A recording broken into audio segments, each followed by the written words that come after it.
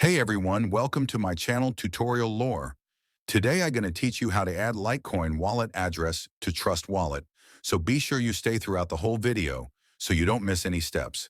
Hope you will like this video and subscribe to my channel Tutorial Lore.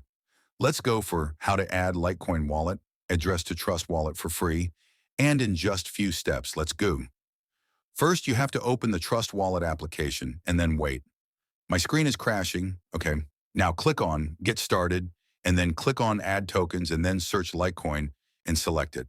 After that, the Litecoin will appear on your screen. Now you can click on it and send, receive, buy, swap.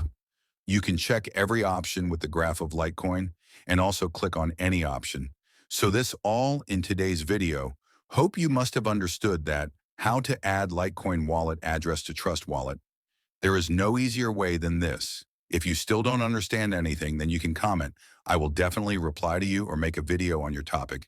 Hit the like button and press the subscribe drop a comment. It motivates us to create more tutorial videos for you.